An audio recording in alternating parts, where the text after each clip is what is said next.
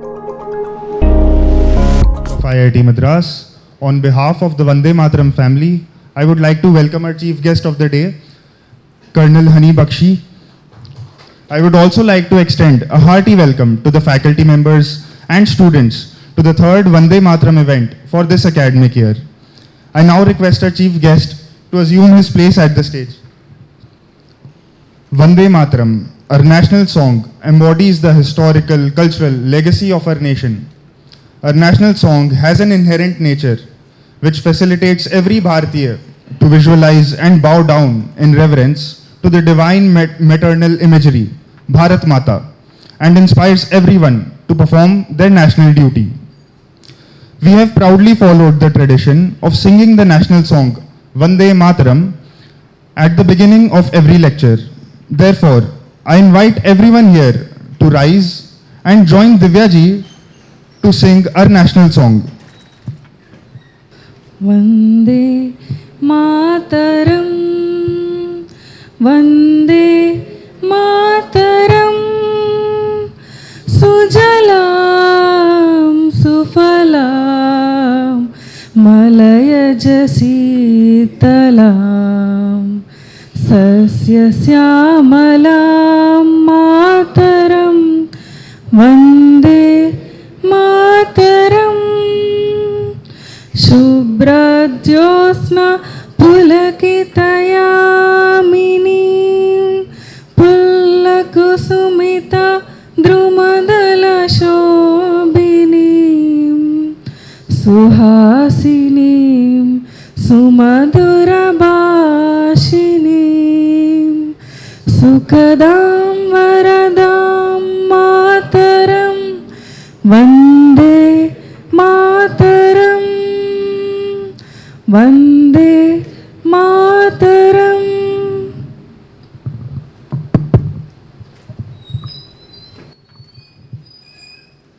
Thank you, Divya ji.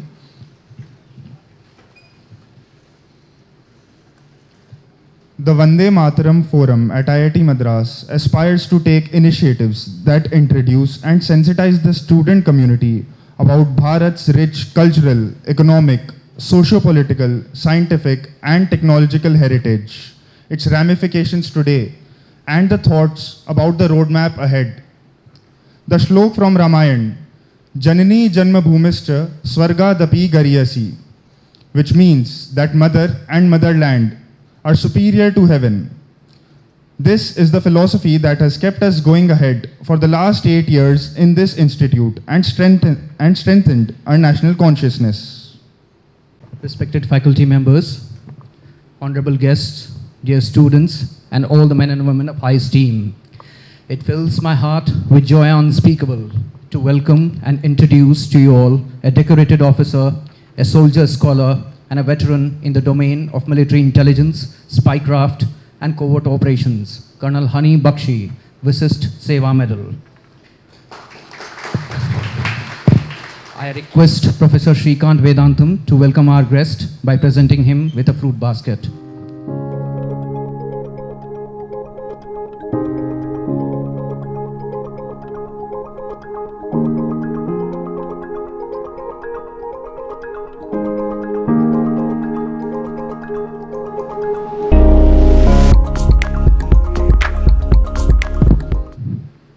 Colonel Bakshi was commissioned into the Intelligence Corps of the Indian Army in 1988 from the prestigious Indian Military Academy, Dehradun.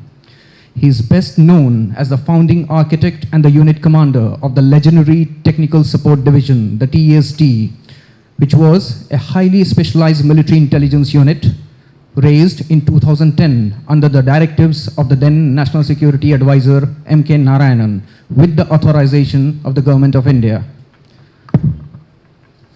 The Technical Support Division was perhaps the first intelligence unit to be conceived in the aftermath of 26/11 Mumbai terror attacks. It was then the Indian security establishment recognized the urgent need for a covert military intelligence unit capable of delivering swift, precise, and decisive response to terror threats emanating from Pakistan. Upon realizing that there was a need for an agency that could strike deep inside the enemy territory, the TSD was created and Colonel Bakshi was entrusted with its command. The TSD's effort led to a sharp decline in terror incidents in India, particularly in the J&K within months of its inception.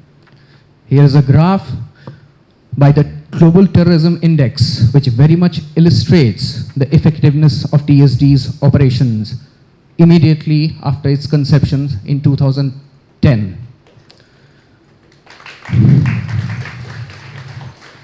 Today, much of the TSD's works remains classified, yet it is known to have executed high-risk missions in Jammu and Kashmir, the northeast, and behind the enemy lines. This includes disrupting terror networks, intercepting hostile communications, executing high-risk intelligence missions, all aimed at reinforcing India's national security. Colonel Bakshi is recognized for leading from the front, often operating in the grey zones where decisions had to be made in real time, under pressure, with lives at stake and national interest on the line. His work required phenomenal understanding of the ground realities, seamless integration with the field officers, and deep understanding of the tactical, ethical, and psychological dimensions of covert operations. Today, in his post-uniform life, Colonel Bakshi continues to serve the cause of national security by sharing his hard-earned insights through lectures, interviews, podcasts, and public discourse. He speaks with clarity and conviction on intelligence tradecraft, internal security challenges, and evolving character of warfare in 21st century. It is in this regard that the Vande Mataram and the student community at IIT Madras welcomes Colonel Bakshi to share his insights on military discipline and leadership and how it can be instrumental for the students in their career and lives. Without further ado, we begin this session to hear from our distinguished speaker, Colonel Bakshi. Sir, the floor is yours. Thank you, sir. Can I just request all of you to come this side? It will become easy for me to focus one way. And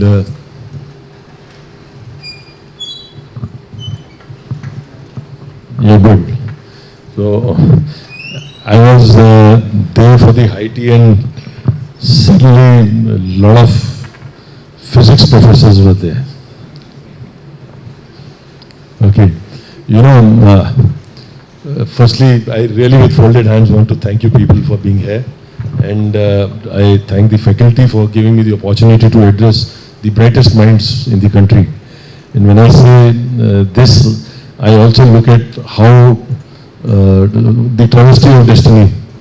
So why I kept joking about physics was, you were double PhD, sir. I was double matric. I flunked my 10th, and I flunked my 10th in physics, chemistry, and maths. And here I am, look at the destiny, addressing the best of the lot in the country, the best brains in physics, chemistry, and maths. God. Thank you. Okay, so nothing, not to do much about things like life. Okay, I really want people to smile, yeah. Great, because you young kids, if you don't smile now, पूरी जिंदगी तुम अपने बच्चों को भी मुंह दिखा के बैठोगे और तुम लोग you will keep, you know, your wife will also will want you around if you come home with such a sullen face. Good. Okay. Now tell me one thing. What is wrong that you see in this?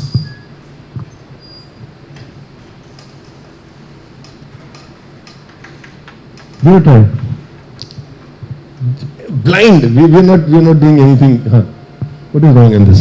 So I think the title itself is very paradoxical, because when you say discipline and battlefield, often we associate discipline with some calm environment, nice settings, but not in battlefield.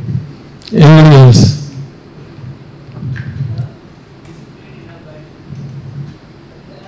That's my headline, the heading of my topic here. So what do you see wrong in this? Can we put the lights a little low? Yeah. Just get up and tell your name and. This restricts the domain of discipline to specifically battlefield, but discipline as बैठ जा. That's what happens when you're too overread. Sorry, don't mind. Okay, it's all, whatever I will do is always in the lighter sense. Okay. Anybody else? Any good brains? Yeah, give it a try. No, but I'm saying, what is wrong in this? What is you just saying this? Any spelling mistake? I'm keeping it simple. Don't get so complicated. Yeah. तू तो यार verb यार non में निकालने लग गया यार, ऐसे मत कर यार. Okay. So, what did I do? Something what is in the left has come into the center. It is disciplining your mind. So we are all disciplined to put certain things in a certain way. It was fine that way also. But if you ask an army officer or anybody, generally what we do is if there's a painting in the house, so we are disciplined because we are tuned to a certain way. So we will, this thing could have been here also. The screen could have been here also. But the screen is in the center.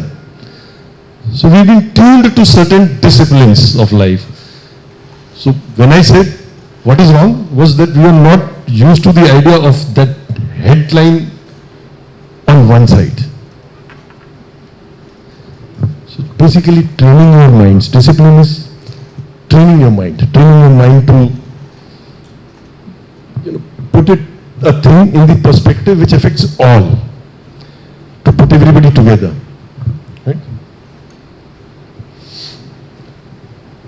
I think I'm a little not comfortable. Can you hear me at the end there? The last man. I'm not used to holding something in front of me. Only a gun is the best thing that you can. I could have also used the line here. What thing? Achha, he can't do it otherwise. Man, now I'm stuck. So okay.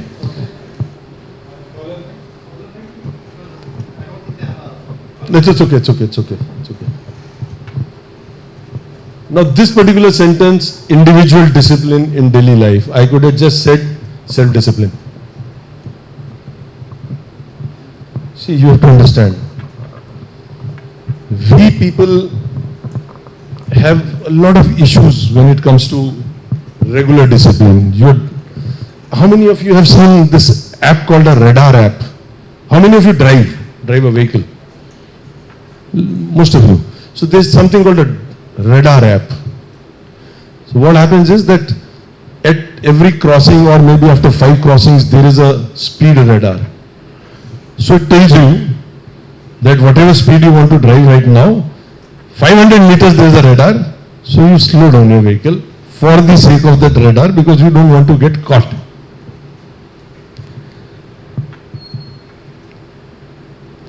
Now it is so convenient that I want to give a lecture to everybody about discipline, but when it comes to my own daily life discipline, I don't want to follow it.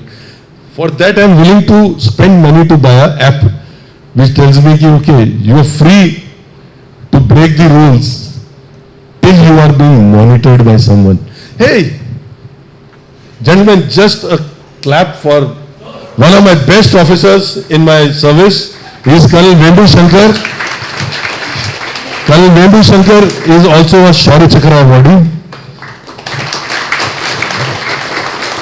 And believe me, I come on stages and I keep yapping a bit and go, but he is silently doing a wonderful job. He runs an NGO called Sambandh. So we'll discuss that later. But it's a human job that he's doing. Believe me, he reaches out to families who have been forgotten down the line somewhere by the organization, and he ensures that they are given their dues that they deserve from the government or from the army. So and he doesn't take money from left, right and center. He uses his own money and he flows around. Now of course people are coming in to stand by him, help him, and the CSR things are coming in now. But many years he was doing that.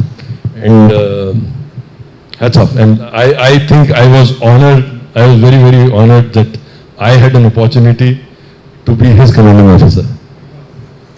So, very simple. Can I also add one thing about Colonel Vibhu Shankar? Colonel Vibhu Shankar is also the expert on Kaun Banega Crorepati. He comes as an expert on KBC. So that is. Okay. So when I say individual discipline in daily life, I'll come to the military part later, but I think I need to make people understand that why do we do things and why do we not do things? We do things because there is a camera. I do not want to get punished. I do not want to get fined. So I will behave properly.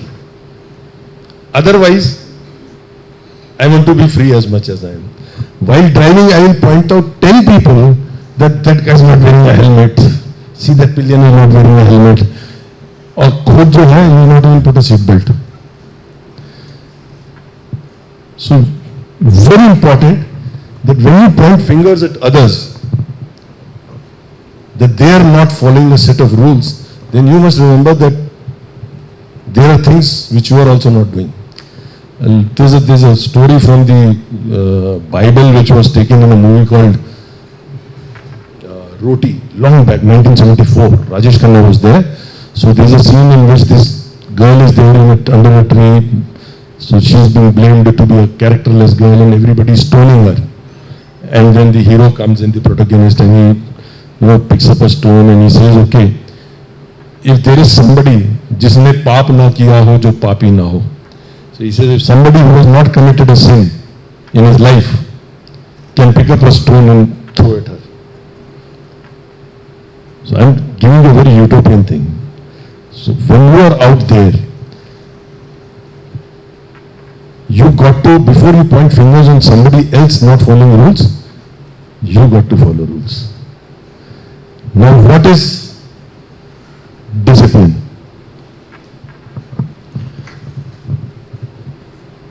Discipline is basically a collective wisdom of the old set. Someday you also will be old. So old set of people who have made laws, rules, regulations for the larger good of the society. So you are placed under certain rules, regulations. Your discipline is, how do you measure discipline? How do you measure discipline? If you're not breaking rules, if the society has decided that this is what is going to be for me or for all of us. So when the society decides that this is for us, now if you are following those rules, those regulations, those laws, you're a disciplined person. Prospectively I am saying, right? So for the larger good of coexistence of every being in this society, we make certain laws, we make certain rules, we make certain lessons. And that is that we follow for the larger good of the society. Right? I'm just being a little theoretical right now. We'll come to the fun later. This is important. So there is a collective discipline now. Gentlemen, let me get down to something which probably you are aware or not. There is a collective discipline the Chinese way. Have you heard of something called the Red March? How many of you have heard about Red March? So there was this character called one man. Okay, so let me tell. So there was this character called Mao Tse-tung. Most of us would have heard. Communism, the way we, Maoist, Leninist, Maoist, Marxist. So one day he decided that he needs to discipline the entire Chinese society. But then there will be people who will oppose. Like when the government brought in the population control measures called Nasbandi in those good old days. Lalu Prasad ensured that he had 8 kids. just to, prove that I am against it.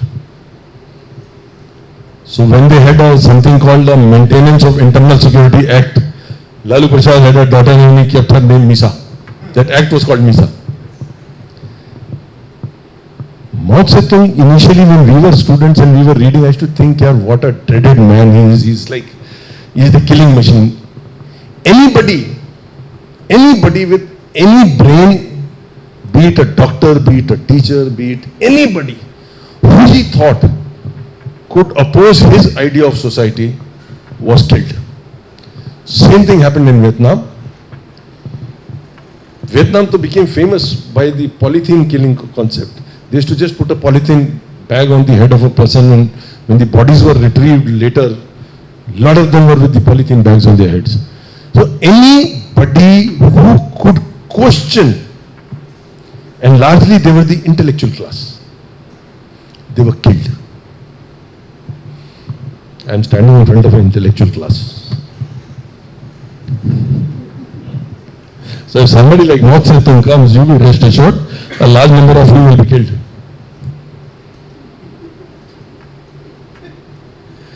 So now, how did this guy go?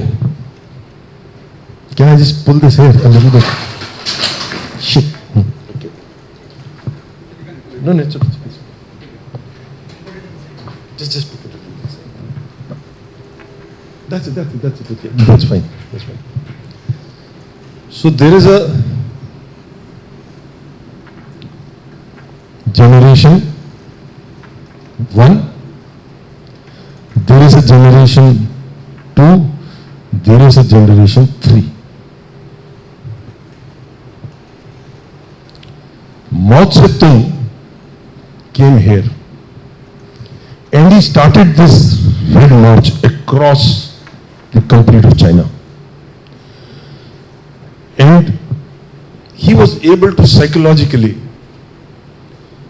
move minds where even the children, if there was a child and he knew that his father was a corrupt government official, he killed him to impress Mao. So a stage came where literally the half of the population was over.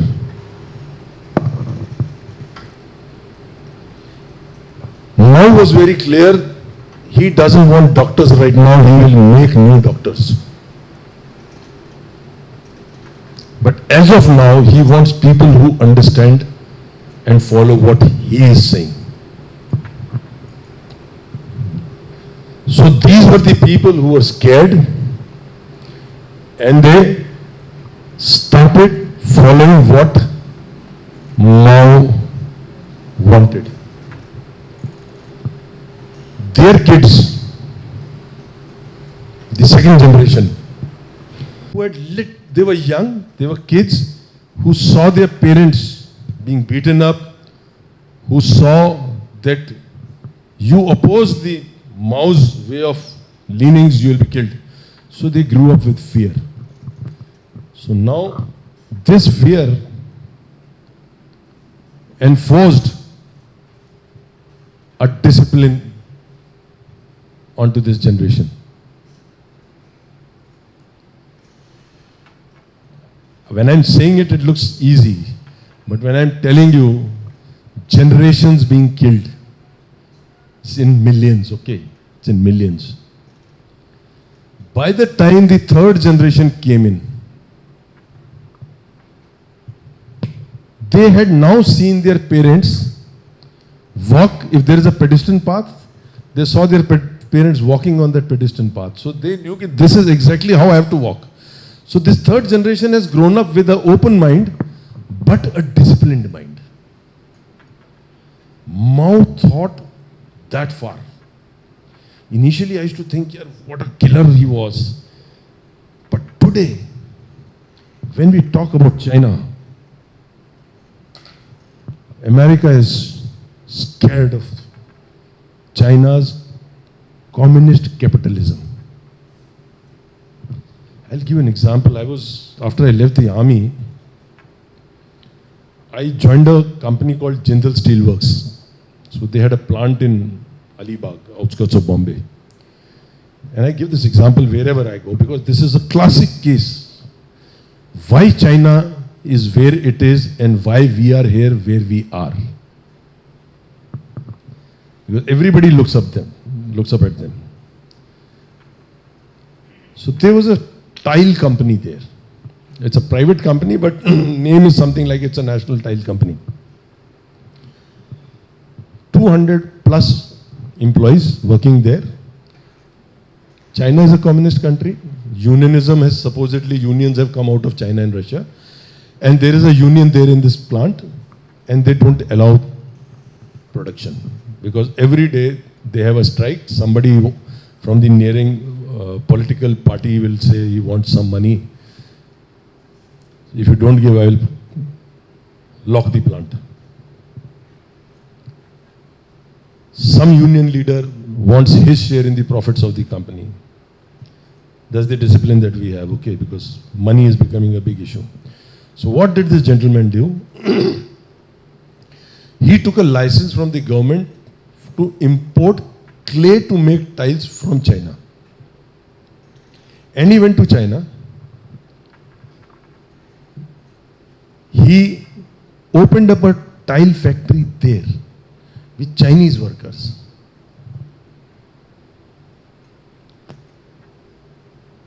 The tiles are manufactured. They are brought all the way from China down Lanka, up into Arabian Sea, into the harbor of Mumbai, brought to his plant, repackaged and sold as in made in India. Look at the costs. It's all about ROI. He has paid the labor, he has paid the electricity, he has paid everything for the manufacturing of that, plus the transportation.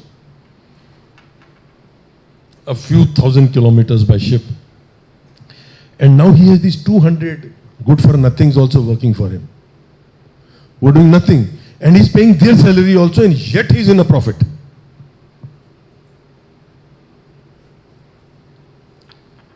That is the level of discipline that society has, which we do not have. In China, if you want to open a plant, you go there. I am not harboring what China is. I am only saying is that what we lack. In China, you go to the place, there is an office, one window, you say, I want to open a shoe manufacturing thing.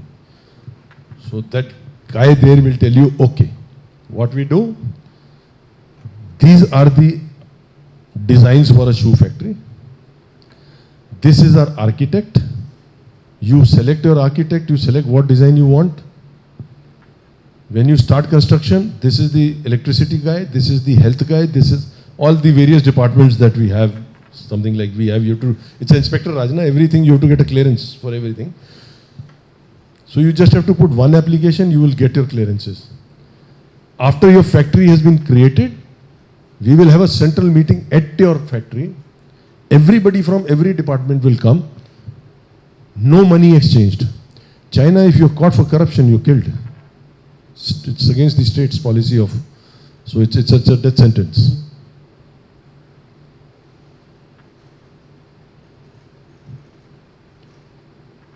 So within 3 months, the factory starts working. Every 6 months, the entire lot will again come. Initially, when those teething problems are there. Are your things working well? Are you getting electricity in time? Are you getting water in time? Are you getting your transportation in time? Is the labor? And then exactly know which labor does which specialization. What my guy here in 12 hours will produce 30 pieces. In 8 hours, that guy will produce 300 pieces. That is why China has been able to take over the complete. Why the entire American industry? Trump today is crying. He's saying, I'm not being able to manufacture anything. Because they don't have the discipline. So, what is the end rule of this? The end thing is, there's an old saying, Bhai bin hoy na preet. Without fear, you don't even make love. So discipline is something which without fear, nobody follows. So when I said that radar example I gave, so he's slowing down the car just because he doesn't get fined. So he's bought a app of the 10 kilometers, 9.5 kilometers, this guy's been overspeeding, doing everything wrong till he knows that there is a camera there. So discipline, when you say, okay, frankly, today morning, how many of you got up and did exercise? Hey, don't pick up hands because you want to impress the faculty, okay? You seriously did? What? What? What did you do seriously in the morning? And how about exercise? Running is running. How about exercise? Really? Good, yeah. And how young are you? I'm 16 now.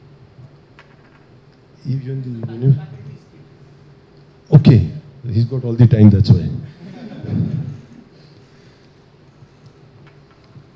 Sit down, sit down, sit down. Thank you. What's your name?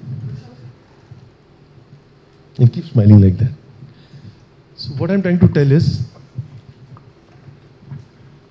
don't you think, when now I talk about self-discipline, don't you think you need to discipline your body? Not that I really do much of exercise now. After leaving the army, I've become the biggest shammer on earth. I wake up when I want to wake up and I sleep when I want to sleep. But seriously, why are there so many less girls? The girl in the black t-shirt, can I request you to, yeah, this picture. Yeah, get up. Why are you in a black t-shirt?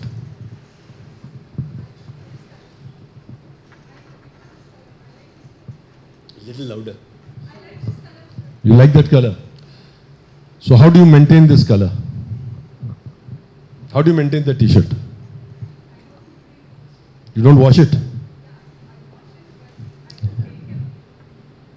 No, washing itself is a taking care, na? And what is the soap that you use to wash it? Surf Excel. Not a simple surf or that brown color caustic soda soap. No. Nirma, no. Sit down. And, okay, so just one more question. And by and large, generally, how many years do you keep a dress with you before you throw it off? Girls do it early. That's a separate issue. 1 year. That's long, yeah. If I had a daughter, I'm telling you, she would have thrown it away in 3 months. Because the mother would have thrown it away in 2 months. So, you wearing a cloth, everybody, we paid money for it, na? Or my dad has paid money for it, or your dad has paid money. So we need to keep it clean. So to keep it clean, so what are those 5 things? Earth, water, fire, sky. So the soap that was required to clean it came from the earth. To give it hawa, hang it in the line, air. To iron it, fire. So somewhere or the other, all these 5 elements are there to maintain that black as a nice black. Otherwise, it will start fading and then. So you got the best of the whatever available soap you had. A poor man would have done it with. So I have t-shirts which still have holes, okay, and I don't throw them away. Because by then the cloth has become so soft, it's worth putting that on while you go to sleep. Most of us do it. So now what does Shri Krishna say? So Shri Krishna says, Dehe ki mrityu, the death of the body. So if you are residing, if you are using this body, you and me, we are here and we are using this body. I'll just simply as I can put. So when you are using this body, don't you think you need to look after this body like you look after your dress? So early morning, get up. When you discipline your body, you will start disciplining your life. As simple. And it starts from you. Now comes this part, self-discipline, and not that individual discipline in daily life. Because when I say individual discipline, it also acts about the people around you. And you are cautious that I am the best and they are all idiots. But now, make a promise that when you get up in the morning, you all will kuch mat karna. How many of you remember the PT in the school? Most of us have done. Typical, just go down, 1, 2, okay? That clapping one. I'm not saying get into yoga or something. That's a little higher plinth. Give 10 minutes.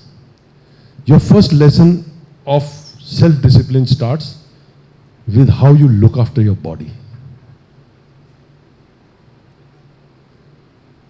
Good? With me? Okay. Ashish, I need you. You are the one who's been handling me. Come here.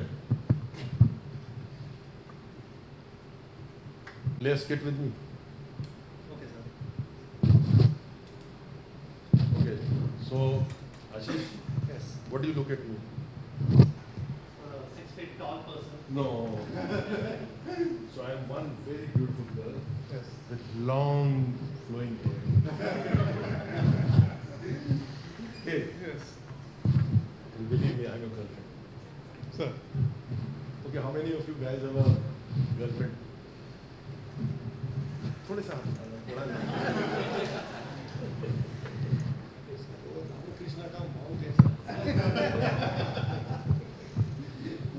Okay, so I am that girlfriend who's toxic. And I've had a life. Yes. And now you are at a break point. So can you scream on me? Yes, sir. Take it out that you are the bitch. Do that. I'll try, sir. I'm not used to that. Huh. But Forget that you are a tilakdhari and you are a jataudhari and you are a boyfriend who's like pissed off from your girlfriend and you decide to break off from her. And you insist on me, okay? What then? How can you do this? You have a girlfriend. What more girlfriend? I am here. Your second girlfriend. You talk to your fourth girlfriend. Come on, London. and this woman is such a gold digger. Ah. Yeah, when I was in biotech, she didn't go out with me. When I got into computer science, she started going out with me. Yeah. And also, since she's from Andhra, she makes me watch all these Balaya movies, which I don't like. Okay. One of the girls. Come here. What's your name? Divya. Acha, you did that. Divya, since I am not a girl actually, so I can't really fire back at him. Give him a reply from my behalf. He's your boyfriend, just temporarily for this moment, okay? And if you really have a boyfriend and you're pissed off with him, think he's that guy. Have him. The floor is yours. You want a mic, please? I'm done with you. I'm no more with you anymore. So let's break up for now. Just pull out whatever you have. I want that. Take out your PhD. And you stop smiling, don't stop laughing. He has to speak something to make me. No, it's your turn. He's already spoken what you do it.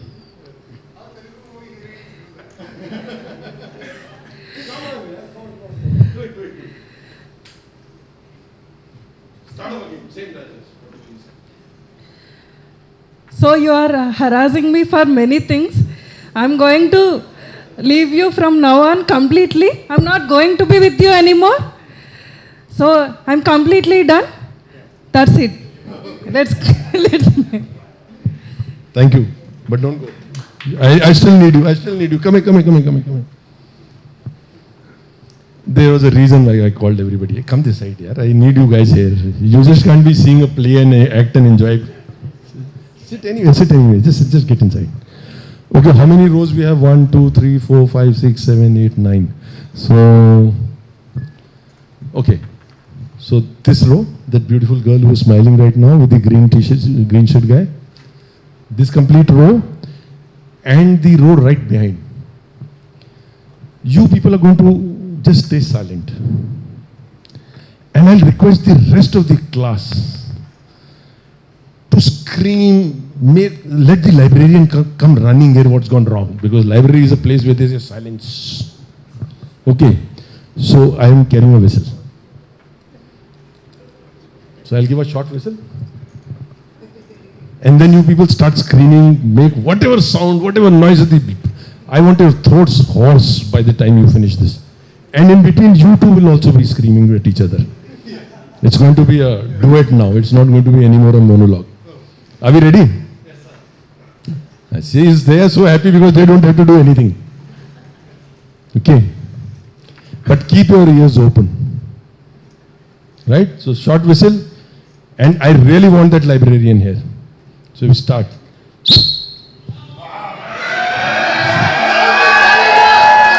Will you fight? Both of you fight. I want it more. I can't bear librarian is not there. Okay, keep going. Now the two rows that were silent on observing. Could you understand what he was saying and what she was saying? I told you to keep your ears open, yeah? What? If you're not going to get involved, it's not. Okay, we start a fight again, and you guys start screaming again on my whistle, and then again observe what exactly they were saying. And you don't say, yeah. You talk. He's so happy he's got his girlfriend off from his plate. Start.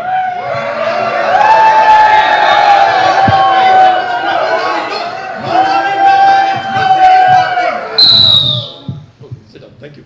So kind of you. Thank you. So, I will not say which one was what, but either of them was India and Pakistan. And you were in a battlefield. Gentlemen, when there is a war happening, first thing that happens is radio silence. Nobody's talking on the radio sets. Because the moment you are on a radio set, somebody will intercept you. There is bombardment happening. Artillery guns firing, tanks firing, both sides. So there are bombs just falling about 200 yards away from you, bombs falling so close and you're still lucky to be alive. So these two people, these two rows, I wanted specifically to understand on behalf of the entire class that that is the level of chaos that happens when there is a war. Now in that chaos, people are dying. But people have been given a task to go and take over a position. And there are multiple positions like this happening. This is where the discipline comes in. Collective discipline of the military. If just by the sound of voices you couldn't hear what these two people were speaking, how does a person communicate to a B person? How does a battalion commander who's got 4 companies forward in an attack communicate and control? He's got people dying. Somebody has to pick those injured, get them back. Yet the aim is to strike the enemy post and win it. Why does military, when everybody looks at the military, why does military people are supposed to be the most disciplined people? The reason is the Army Act, the Army rules and the Army regulations, which if you do wrong will be enforced and enforced hard. In normal society, it doesn't happen like that. And that is what makes the difference. So discipline is about bhai. And then comes is collective training. Because it is the collective training which imparts collective discipline. And when the entire one small unit is in attack, it is the training to the extent that the sipahi on the ground who knows that he is walking into the mouth of death. If he dies, his buddy on the side will take charge of his task also. So it's not one man's task, it is people with multiple tasks.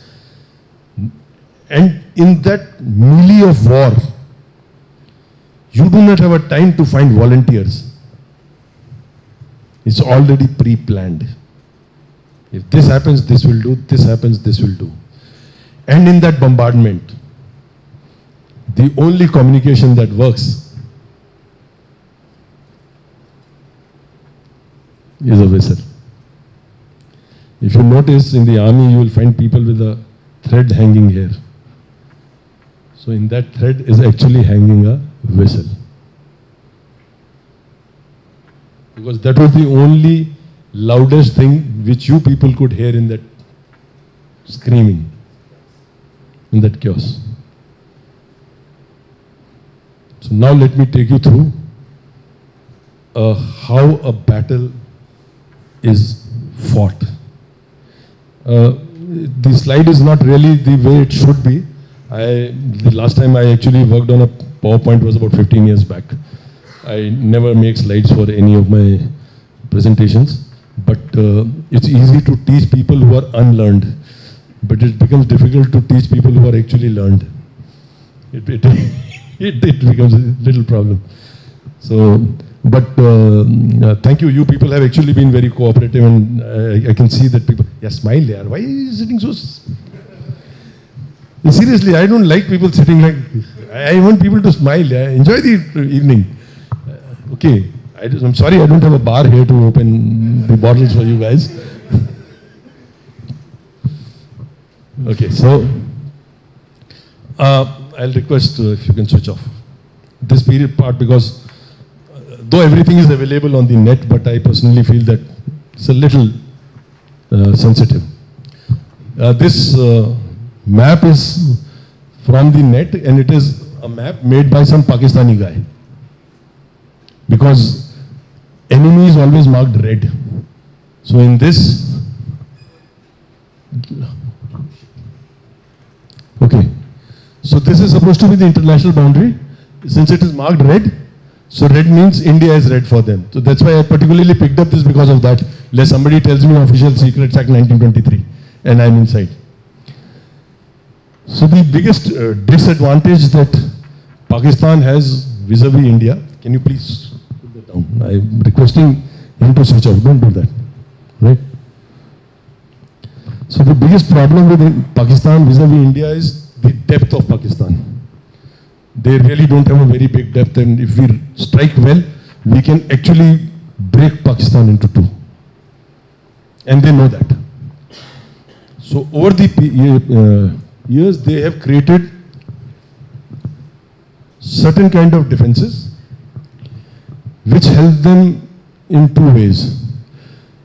So they have made canals all along the international boundary, and they have put deployments on those canals. So if we have to strike, the first barrier, I'll just show you what exactly, but canal becomes a big barrier, okay? So one side of the canal is higher, That is their side of it. And this side is lower, so they have their defenses inside that canal. And so this is, shit, I think I'm putting my foot on something. Okay. So this is Ichogil Canal. There is a very famous battle. No, I stepped that. It's okay. So there is a very famous battle called the Battle of Dogarai. And the unit was 3 Jat regiment. So they had to actually clear the defenses on the Ichogil Canal. And they invested on Lahore, a village just on the outskirts of Lahore called Dogarai. And this is Kasur. So if you notice, this is the international boundary and they have a canal all along. Later they realized that the Indian Army has capabilities to even break through this canal and further enter inside. So they started making 2 canal scenes. So now if you notice, this is the Shakargarh Balls. We only have to do is just cut across and we have taken away this part. So they have, and the Rawalpindi is here. So the threat is to Rawalpindi. So they have made 2 canals here. Lahore, they have encircled it with canals. So if anywhere if we can't enter from here and we try entering, there is a canal here. There is a river here. So what they have done is there is one river, there is second river. In between, they have made canals for the water to continue, and then it becomes a defense. Right? You understanding what I am trying to say? So these are linear canals along the borders, and we also made some canals then because we realized we also need that kind of defense. Okay, this is again available on the internet, so I pulled it out from there. So DCB means ditch cum band.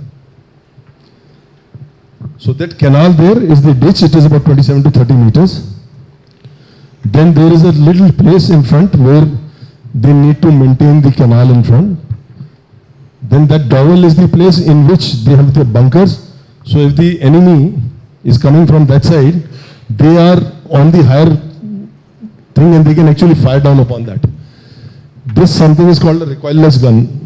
Recoilless guns are basically anti-tank guns. There is a jeep which has got a gun on the top. These are visible in most of the Indian Army melas that you see. They are also shown in the RD parade. So nothing very big. So perceiving the threat. So this is the DCB. So if they feel that the enemy is coming more in strength this side rather than that side, so all the anti-tank guns will be placed here. And they do a direct roll busting the tanks. Okay. And this is a service track basically. पीछे से ammunition लाना है, पानी लाना है, खाना लाना है. Now what Pakistan has done over the years, they have grown trees also on this. So it's actually become now even more difficult to cross because in fact, Second World War, large number of houses had hedge on their compound walls. Instead of compound walls, they had hedges. Hedges became the biggest anti-tank obstacle. Okay. So in the most simplistic way, so we call it the forward zone deployment, which we call it a battle of the forward zone. So there are a lot of, so that's the international boundary. There are border outposts. The border outposts are generally occupied by the BSF. That is why their name is Border Security Force. And when the war happens, they move back and the army takes over those places. But they will be still integrated with the army. They will not leave the place without a fight. They will still be there. There is strength. So these greens are minefields.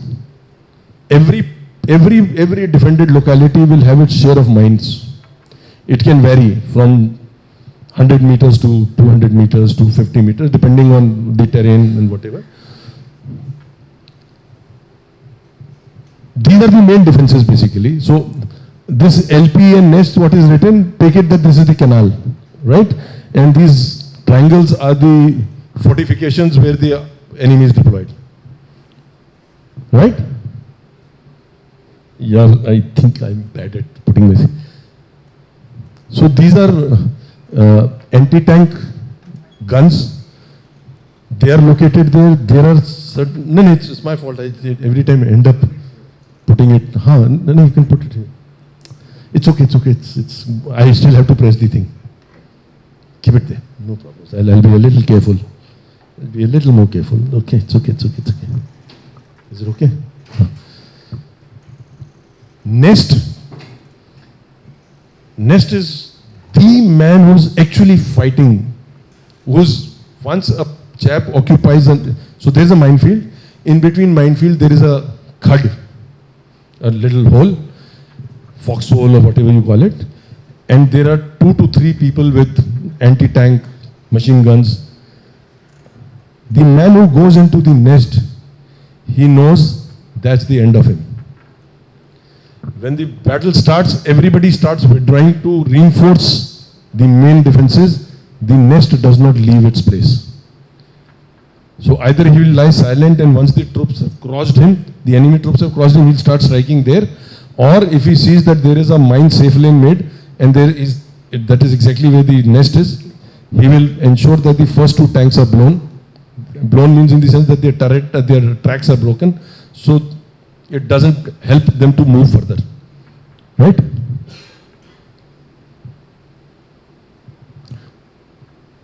One battalion of about 1,000 people, they occupied anything between 2 to 3 kilometers, depending on the terrain.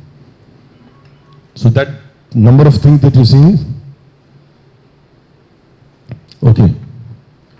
For the ease of what exactly it is, so this is the forward zone. I have just tilted the slide, right?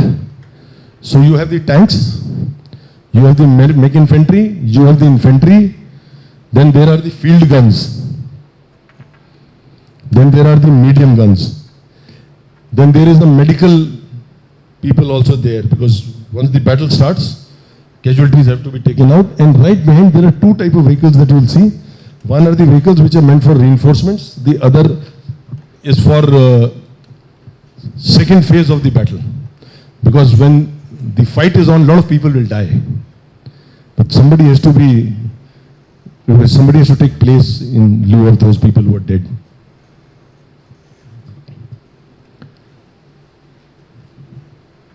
Now, generally putting this scene, actually it is much more than that. I have restricted myself to a little for the ease of understanding. Okay. So when the battle starts, we call something called preparation of the battlefield. So the range of a medium gun can be about 35 to 45 kilometers, depending on the kind of ammunition it has. So it starts firing from that behind. A field gun, the range maximum can be about 17 to 20 kilometers.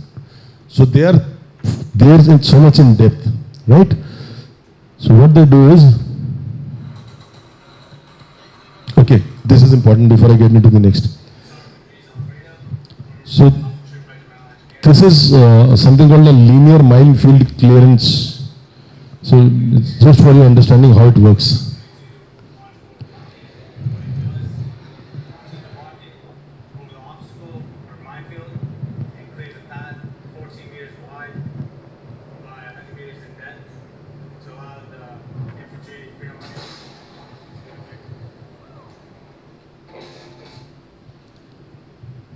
Next is something called okay, so what happens is that there is a rope with a lot of explosive charge on it. There is a rocket in one side. Earlier days, all this was not there. Technology has actually helped the war. And it's actually changed the kind the war will be fought. What you required was a missile to blow up a tank. $5 million worth of a tank. Today a drone of $20,000 blows it up. Things have actually changed now. Warfare will as well evolve itself. But I'm trying to get you into this is because I want to make you understand how military discipline works. Okay. And it works to a precise timing. A very, very precise timing. When the artillery gun starts firing, everybody sits in a room and everybody has a watch. So when you start your plan, everybody's watch is timed to the same. Somebody may be having it 5 to 10, somebody may be having 5 past 10, 3 past 10, 2 minutes before 10. It is, I'll explain you why. So we call it Ghadi Milap. Milap, I hope you understand, everybody of you. Milap is a very, in the present scenario, it's a more of a Sanskrit word, so it goes into all languages. So everybody has to actually ensure that everybody's time is same, and then they start. So there is a rate of march of every body. When I say body, I'm not saying everybody. Now I'm saying every body. So infantry is a body, the artillery is a body, the armored is a body, and they are all different regiments. See, cohesiveness you can do department-wise, if I say. So you're from the physics department, so everybody in the physics department understands itself. Somebody is in the electronics, so everybody understands. So similarly, army has a lot of different regiments. To get them all together is actually to discipline your entire force to one single point. And it starts with Ghadi Milap. Very important, a small little thing. So now when the rate of infantry, when the infantry is moving, we take it that it will be moving at a pace of, in war, of 1 kilometer in 30 minutes. Because he has to be very, very safe. There is shelling happening. So I'll try and explain it. That's what. So before that, there is also something called AM-50. So what you saw was that in the minefield, a charge was dropped, detonated, that explosive blasts, and it takes away all the mines around it. So your mine is cleared, and once the mine is cleared, then the infantry is moving in, crossing the obstacle, while AM-50 is a truck which will come and lay a bridge on the canal. So we exactly know what is the width of the canals of Pakistan Army. So we cater for these bridges to prepare a bridge over that canal in that particular place of that particular meterage. So if the canal is 27 meters wide, we get a bridge which is 28 meters. So this vehicle comes and it just opens up a bridge and drops it onto that. And mind you, when he's doing this, there is bombardment happening. There is firing happening. A bomb may directly fall on this vehicle. He's dead. Now that vehicle, because your minefield, which you have cleared, has a very limited space. Uske andar, if a vehicle blows up because of an RT gun fire, now it's an obstacle in between. The piche wala gadis can't come. So lot of vehicles have these, aage something like a JCB thing. So it just comes and it pushes this damn thing onto the side and starts moving forward. There's no time for recovery. It's just remove, continue, next, continue, next, continue. Another bomb blast takes place. There's somebody dead. You know, get down and remove the body onto the side and give that honor, okay, the guy's dead, he's my friend. Over it. So you're mentally tuned to that level of discipline. That nothing comes in between. You have been given a task, you have a name, by so and so hour in the night, you have to take over that place. Because the battle doesn't end there, the battle will further go. So what does a Tatra do?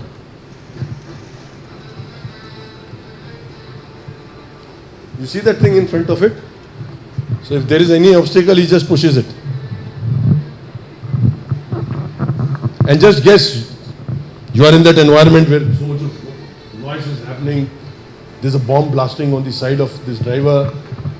Okay. So he has to go to the canal, reverse, and start deploying this bridge.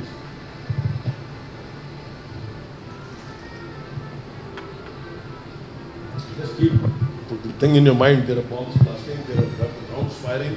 there is somebody firing with a machine gun from the enemy post, which I showed you the double. And the canal is right down. And he's under fire from the enemy. And he's deploying this. Sir, is this a pinaka? No, it's a bridge. Very good. No, it's called the AM50. Bailey is a different thing. It just takes about precisely 2.5 minutes or 3 minutes max in that war to make this bridge. Just comes in, reverses.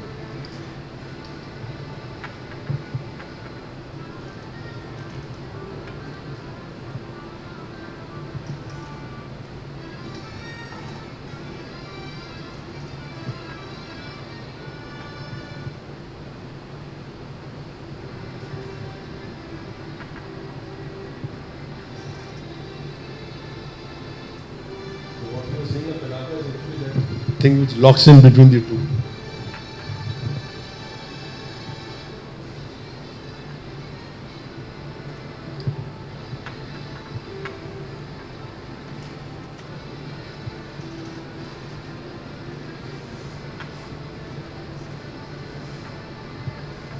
The ease with which that gentleman is standing there, it's not that ease, that pleasure of standing there. Now multiple bridges are being made. It's not one bridge. And if this guy gets knocked out, so this lane is over. He may have tumbled into the canal. These bridges are capable of taking tanks. Right?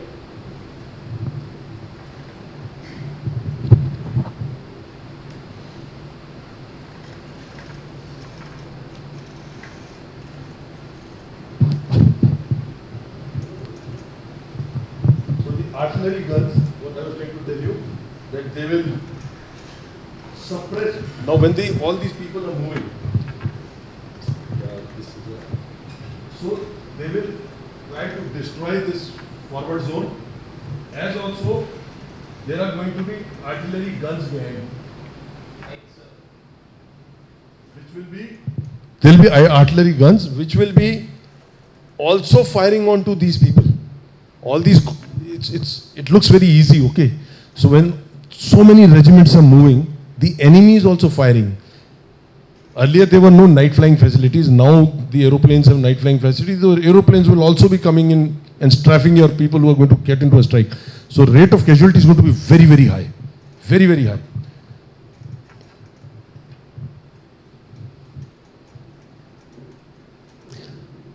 Okay, now in the next stage, they will start bombarding the main locations to ensure that these are totally destroyed by the time the people move in.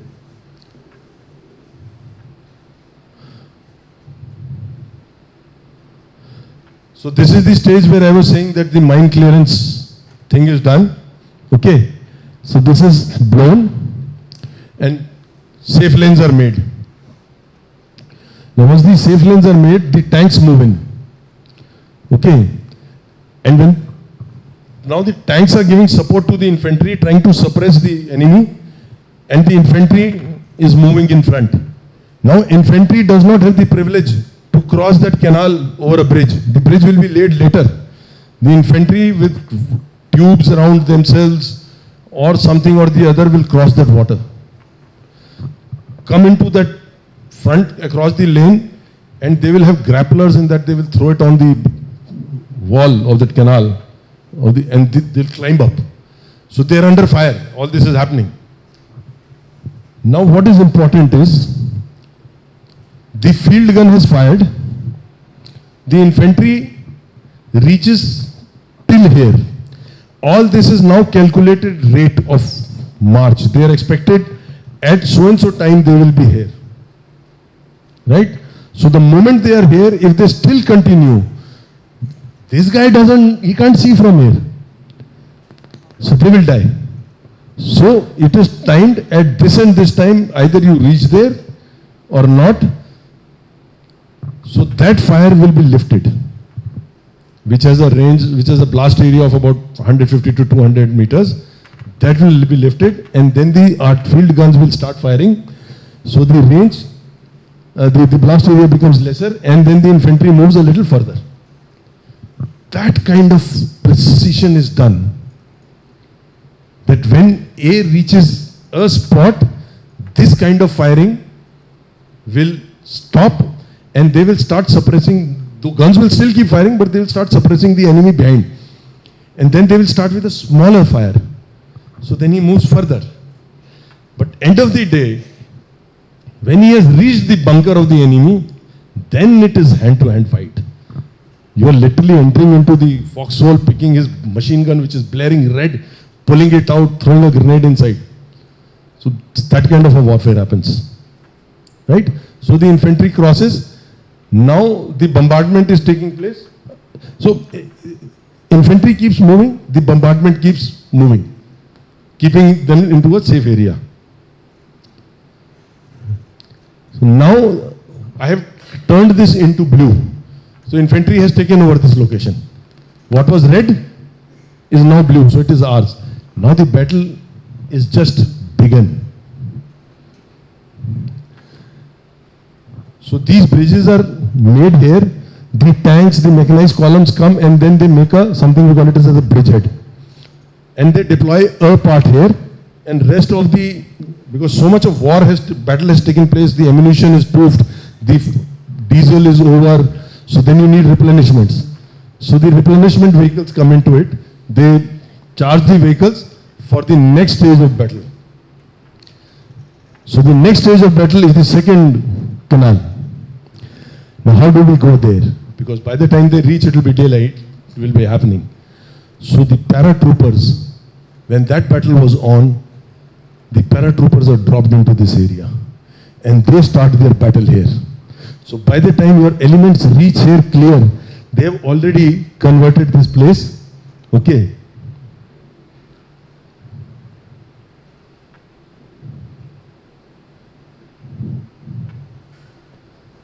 So by the time they reach, this area is now taken over by the paratroopers, and the forces move inside.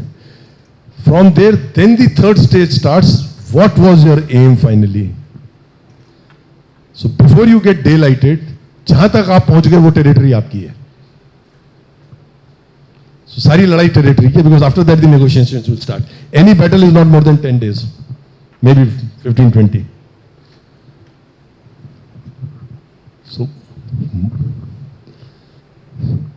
So this is where I have tried to convey collective discipline of the military is what will get you results. Now coming to the student life. When the artillery gun starts firing, everybody sits in a room and everybody has a watch. So when you start your plan, everybody's watch is timed to the same. Somebody may be having it 5 to 10, somebody may be hanging 5 past 10, 3 past 10, 2 minutes before 10. It is, I'll explain you why. So we call it Ghadi Milap. Milap, I hope you understand, everybody of you. Milap is a very, in the present scenario, it's a more of a Sanskrit word, so it goes into all languages. So everybody has to actually ensure that everybody's time is same, and then they start. So there is a rate of march of every body. When I say body, I'm not saying everybody. Now I'm saying every body. So infantry is a body, the artillery is a body, the armored is a body, and they are all different regiments. See, cohesiveness you can do department-wise, if I say. So you're from the physics department, so everybody in the physics department understands itself. Somebody is in the electronics, so everybody understands. So similarly, army has a lot of different regiments. To get them all together is actually to discipline your entire force one single point, and it starts with Ghadi Milap. Very important, a small little thing. So now when the rate of infantry, when the infantry is moving, we take it that it will be moving at a pace of, in war, of a kilometer in 30 minutes. Because he has to be very, very safe. There is shelling happening. So I'll try and explain it. That's what. So before that, there is also something called AM-50. So what you saw was that in the minefield, a charge was dropped, detonated, that explosive blasts, and it takes away all the mines around it. So your mine is cleared, and once the mine is cleared, then the infantry is moving in, crossing the obstacle, while AM-50 is a truck which will come and lay a bridge on the canal. So we exactly know what is the width of the canals of Pakistan Army. So we cater for these bridges to prepare a bridge over that canal in that particular place of that particular meterage. So if the canal is 27 meters wide, we get a bridge which is 28 meters. So this vehicle comes and it just opens up a bridge and drops it onto that. And mind you, when he's doing this, there is bombardment happening. There is firing happening. A bomb may directly fall on this vehicle. He's dead. Now that vehicle, because your minefield, which you have cleared, has a very limited, space. Uske andar, if a vehicle blows up because of an RT gun fire, now it's an obstacle in between. The piche wala gadis can't come. So lot of vehicles have these, aage something like a JCB thing. So it just comes and it pushes this damn thing onto the side and starts moving forward. There's no time for recovery. It's just remove, continue, next, continue, next, continue. Another bomb blast takes place. There's somebody dead. You know, get down and remove the body onto the side and give that honor, okay, the guy's dead, he's my friend. Over it. So you're mentally tuned to that level of discipline. That nothing comes in between. You have been given a task, you have a name, by so and so hour in the night, you have to take over that place. Because the battle doesn't end there, the battle will further go. So what does a Tatra do?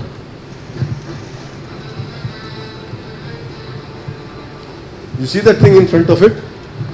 So if there is any obstacle, he just pushes it. And just guess, you are in that environment where so much of noise is happening. There's a bomb blasting on the side of this driver. Okay. So he has to go to the canal, reverse, and start deploying this bridge.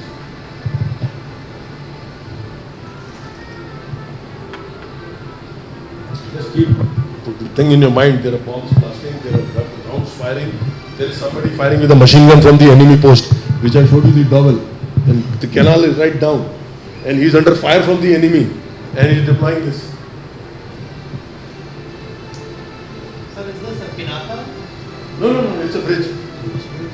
Very good. No, it's called the AM-50. Bailey is a different thing. It just takes about precisely 2.5 minutes or 3 minutes max in that war to make this bridge. Just comes in, reverses.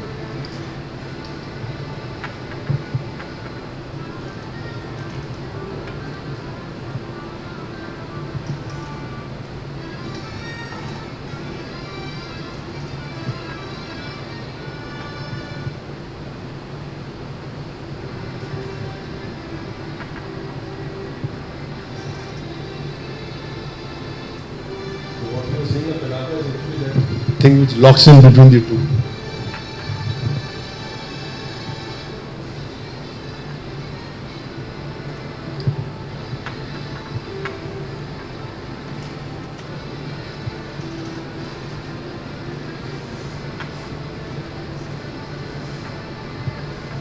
The ease with which that gentleman is standing there, it's not that ease, the pleasure of standing there. Now multiple bridges are being made. It's not one bridge. And if this guy gets knocked out, so this lane is over. he may have tumbled into the canal. These bridges are capable of taking tanks. Right?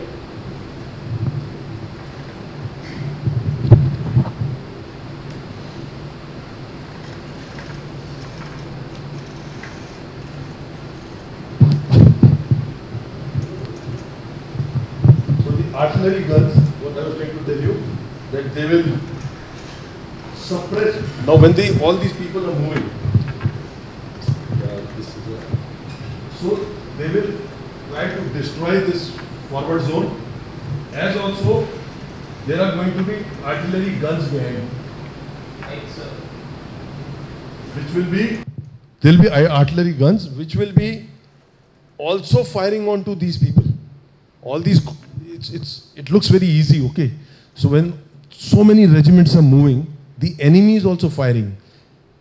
Earlier there were no night flying facilities. Now the aeroplanes have night flying facilities. The aeroplanes will also be coming in and strafing your people who are going to get into a strike.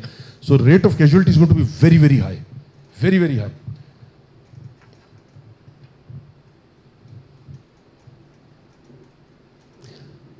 Okay, now in the next stage, they will start bombarding the main locations to ensure that these are, you know, totally destroyed by the time the people move in.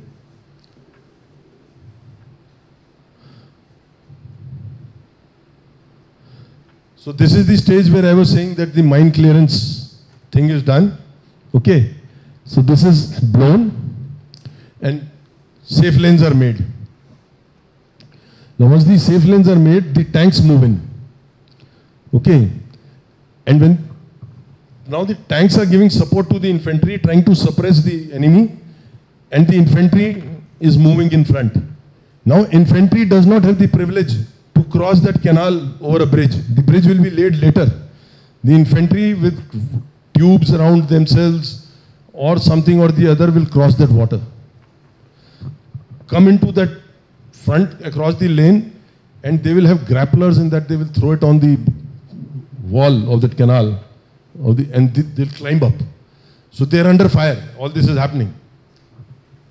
Now what is important is the field gun has fired. The infantry reaches till here. All this is now calculated rate of march. They are expected at so and so time they will be here. Right? So the moment they are here, if they still continue, this guy he can't see from here. So they will die. So it is timed at this and this time, either you reach there or not. So that fire will be lifted, which has a range, which has a blast area of about 150 to 200 meters. That will be lifted, and then the field guns will start firing. So the range, the blast area becomes lesser, and then the infantry moves a little further. That kind of precision is done, that when A reaches a spot, this kind of firing will stop, and they will start suppressing. The guns will still keep firing, but they will start suppressing the enemy behind. And then they will start with a smaller fire. So then he moves further. But end of the day, when he has reached the bunker of the enemy, then it is hand-to-hand fight. You are literally entering into the foxhole, picking his machine gun, which is blaring red, pulling it out, throwing a grenade inside. So that kind of a warfare happens. Right? So the infantry crosses. Now the bombardment is taking place. So infantry keeps moving, the bombardment keeps moving, keeping them into a safe area. So now I have turned this into blue. So infantry has taken over this location. What was red is now blue, so it is ours. Now the battle is just begun. So these bridges are made here. The tanks, the mechanized columns come, and then they make something we call it as a bridgehead. And they deploy a part here, and rest of the, because so much of battle has taken place, the ammunition is poofed, the diesel is over, so then you need replenishments. So the replenishment vehicles come into it, they charge the vehicles for the next stage of battle. So the next stage of battle is the second canal. Now how do we go there? Because by the time they reach, it will be daylight, it will be happening. So the paratroopers, when that battle was on, the paratroopers are dropped into this area and they start their battle here. So by the time your elements reach here clear, they have already converted this place, okay?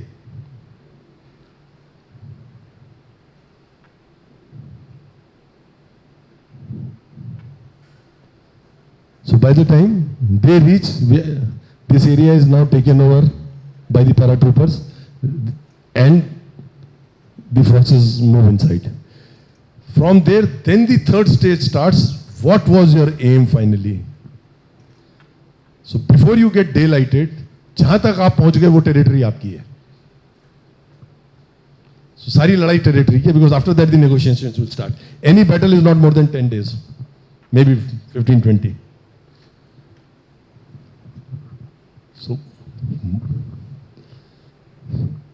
So this is where I have tried to convey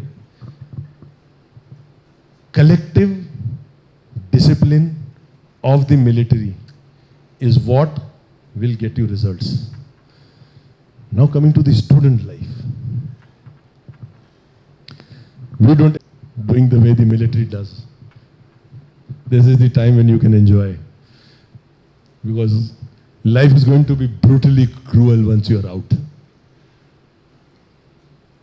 So because of that, keep smiling. So promise me one thing. First rule is self-discipline. And you will from tomorrow, every one of you, will at least do that bare PT. If you can discipline your body, you will be able to discipline your mind. And if you will be able to discipline your mind, I think you will be doing justice to your being a good student. Though I don't have to tell you guys, especially a guy like me who's very double metric, trying to tell students of IIT to discipline themselves to study hard. They've already studied so hard earlier and that's why you're here. Any questions? Thank you. Any questions?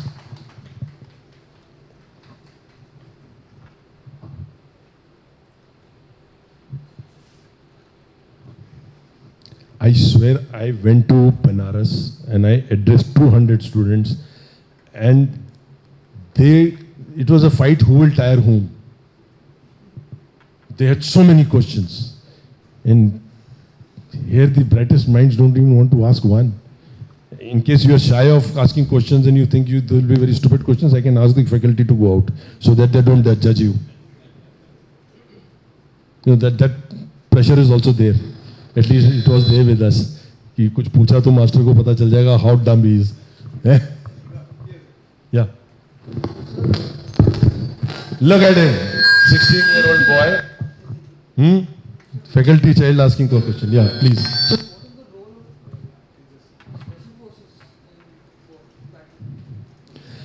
So special forces ka role, sit down. It's a very beautiful question. So there are the paratroopers whose role I have told you. Then there are actually special forces ki ek requirement thi at a particular time. Because your limit of your guns and your missiles was very less. And the enemy ensured that their ammunition dumps, their fuel dumps were beyond your range of artillery guns. And any war cannot be fought without replenishments of the ammunition and the fuel. Americans, they are the prefects of the world, so they have ensured that they have air-to-air fuel transfer, right? So when the concept of special forces, then called commandos, came in, it was basically that they would be dropped even further into the areas which were beyond the artillery guns, okay? And they would go and carry out raids and demolish all these so that the war effort of supplementing the war of the enemy gets a little disturbed. Okay. They would, now when this kind of a war is happening, okay, let me explain something more. Very interesting. This boy is actually a brilliant boy. So what happens is when the war starts, it is not this 3 kilometers.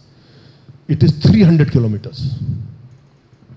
And we open up, or the enemy, it's the same, they open up to ensure that the enemy does not come to know from where exactly he will enter. So every place is being bombarded with the same, ferocity. There is a restraint of number of military people you have, or units you have. A large number is deployed. So there is something called reserves. So there will be a reserve brigade. Now, it is the army commander's vision to appreciate from where will the enemy enter. And he will spring his reserves from the reserve area into that to reinforce the defenses. If he is coming from here, he will move it there. If he is coming from here, he will move it here. But these are all assessments. So how best can you deceive him to understand that where you are coming from? So if I plan to come from here and his perception goes wrong and he moves the reserves from here to here, instead of where I am coming, the battle is won. I won the battle then. But if his reserves move in here, then I have trouble, because then there are more people around. So the special forces, you identify certain amount of bridges all along. So the special forces also go in to demolish those bridges, so that the reserves, if they are moving, they get delayed. It is a one-night operation. The main operation is just a one-night operation. So how best can you delay the reserves? How best can you delay the replenishment so that he doesn't have the capacity to fight further? So they also do is demolish those bridges, so that the reserves don't come in, for reinforcements. Shake your hands, eh? You bloody good, bright kid, yeah. Don't waste your time here. Join the forces. Sir. More of a political question. We hear a lot about this Uri attack and India having lost a lot of land to China. Yeah. So it could be a sensitive question. You can feel free to say when you don't want to answer. So we hear a lot about the Uri attack. It never happened, and India has lost a lot of land to China. No. I mean, it's one question. so we keep hearing this. I mean, and also, so a follow-up question would be, God forfend, if war breaks with China, what are India's chances, and where do we stand?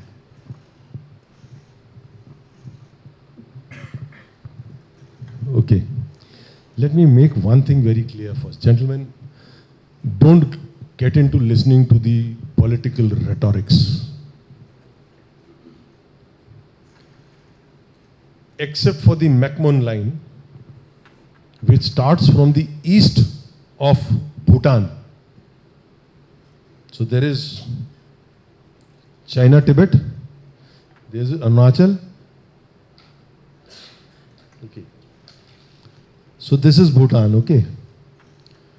And all this is so-called China. So this is Bhutan, this is India. And in any case, anybody wants to know about Bhutan, my friend Vembu sir is there. And this is China. So east of Bhutan is a line called McMahon line,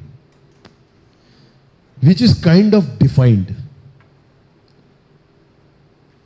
But China still has its own ways to say, you see, engineering students who probably, have you used the draftsman wala pencil and all?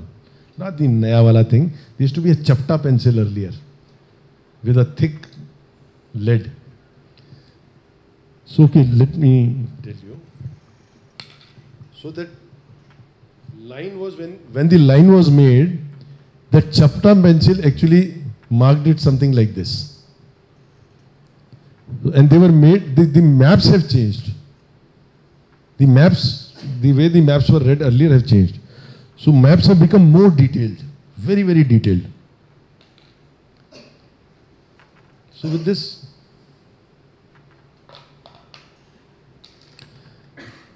thick line here, and the maps becoming more detailed, what China says, so now when the maps have become more detailed, this what was a simple line is now 10 kilometers, 20 kilometers wide. So China says, this is my part. We says, this is our part. While the maps, the boundary was made on the lines of watershed principle. So what is a watershed principle? Anybody? What is a watershed? Ah. So there is a hill. Yeah, please, young lady, please. And I want it loud.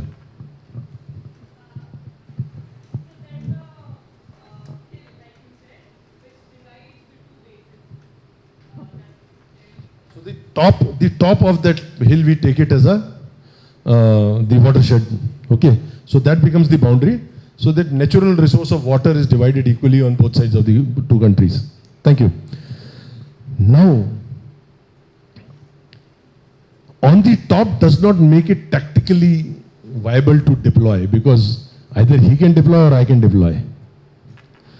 So China does not follow the watershed principle. So McMahon line basically has been made over the Thagla Ridge. Right? While the area that we discuss about, mostly Tuklam and your, what was that famous place? Galwan. India never had a marked boundary with China. Let me make it very, very clear. I have been posted in that area. I was part of Eastern Ladakh till I was kind of taken out like a fly and thrown away. India does not have a boundary. There are areas which, as an understanding, we have said, ki we will send our patrols till there and you can come and patrol till there. And there are certain communities like the Ribus. They move freely. They, in a particular season, they come this side. In another season, with their yak and with their bhed and everything, they go that side. So for them, it's their traditional land. Now somebody has to decide where do the Ribus belong. So I say Ribu is my community, they say Ribu is my community. So there is no defined place, right?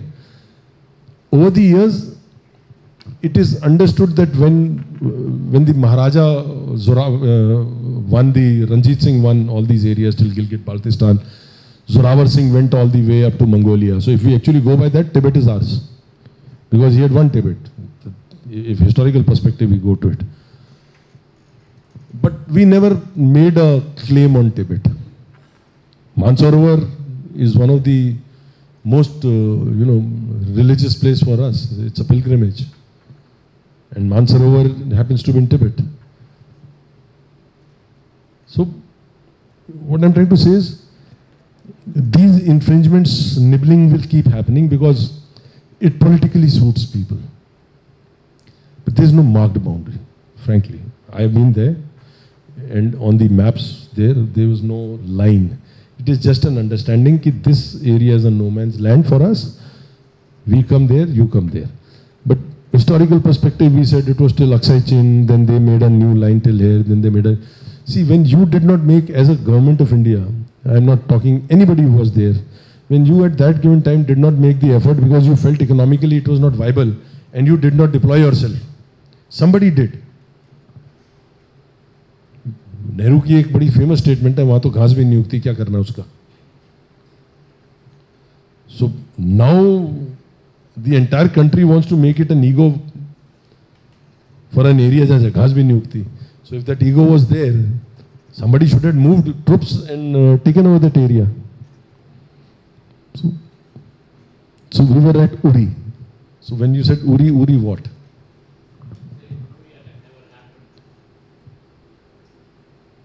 No, it happened. It happened. It's not that it didn't happen. What were the results? I will not be privy to it. If I was privy also, I will not speak about it. But the attack happened. But let me also assure you one thing in the same breath, that it's not that it never happened earlier. This time it happened at a large scale all along the line of control. Earlier, we basically by nature are not aggressive. But if Pakis carried out a misdemeanor or a misadventure, believe me, since 80s, at least when I was there and I know, and the immediate family seniors who were there in the army, we gave them a befitting reply in the same manner. But we never spoke about it because somewhere the government wanted to be politically correct in the world. Please don't take me to be andhbhakt or andhbhakt, what they say. Yes, this time they did it and they announced it that we did it. Earlier when we did it for the sake of our boys, that we lost 3 chaps, the boys are aggrieved and angered. They say, sir, I need 6 heads. So they will go in, strike, maybe get 10. But they will wait for that opportunity. Or if the position here was a disadvantage, then from the neighboring unit they will go and strike. But the answer was always given. They were taken to task. Only thing is that people were wary of speaking it out. This government has made at least people have a voice to say. And world, they sent a message to the world that damn we care. If something happens to us, we'll strike back. So Uri happened, and believe me, the boys, whatever they did a good job. Adding to that question, why we lack a narrative building? Like Vikram Protein spoke that narrative make the countries and it will fail the country. There's a reason, yaar. I told you, when I talk about China, I specifically took that. In fact, the same discipline the Japanese also have. It's not that but Chinese did it ruthlessly. The Japanese did it in a cultural and a civilized manner. There was a time when the best of the goods were coming from Japan. Made in Japan was a thappa. Kapda banta hai Bharat mein lagi tha more Japan ki. Jai bolo Bhagwan ki. So, but they lost it out because people started getting too much of freedom. Unless you have a force sitting there uncontested, a political body sitting uncontested, because narratives are not built overnight. Narratives have to continue for decades. The deep state. So who's going to do it? I come for 3 years. I'm saying I'll make a wheel. Then the next man will come. He'll reinvent the same wheel in a different name. Something like, in the army, I always joke, we have these checkposts. So they were called the mobile checkposts. So it's a vehicle bound people, they can go, they park, they put a checkpost, any vehicle coming, they will check. So somebody new came and he thought, yeah, what mobile checkpost? So he had some brilliant American ideas. So he said, no, mobile checkpost means it can be walking mobile also. So let's make it more precise. Mobile vehicular check post. Now, when I left the army and I see a new name to that called STRAT, I know what it is, and I have not even made the effort to go and ask him here what does STRAT means. So everybody will be reinventing. So narratives can be built, but you need continuity of power. Sir, you were about to ask.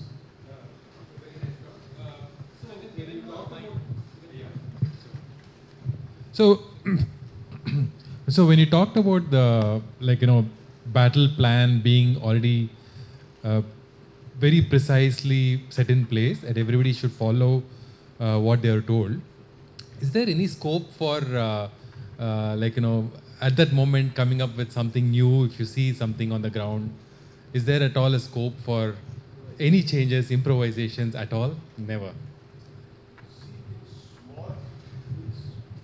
Independent operations, where you are just a small body, you can improvise. But when the entire force has been set to a drill, it's like throwing a sabo in between. The whole system will fail. I specifically created that scenario of shouting, screaming. when you don't understand what is happening, but you have to be there. Okay, so in that, I don't think people at a larger level can do some things like there are stories about this, the man who never was, if somebody's read this book. So they did was that in a submarine they took a dead body and they floated the dead body with some code words, with a letter in a code which could be broken easily. So the enemy found that body on the beach. So it was kind of a deception. So all that can happen. But once the battle is in, only thing that can happen is this guy is dead, so this thing comes in, how do I further it? So that also is, Indian Army is one of the best places to be in. You don't have to use your brains there. If it says your belt will be tied on the 5th button, so it will be tied on the 5th button. So if it says there are going to be 5 eyelets on the shoe while you tie a lace, so it will be damn well 5 eyelets only. Okay. It's a beautiful place. You don't have to bother in the evening, have 2 thoughts. There you can think whether should I take Old Monk or should I take Contessa. Otherwise, everything is fixed. Please.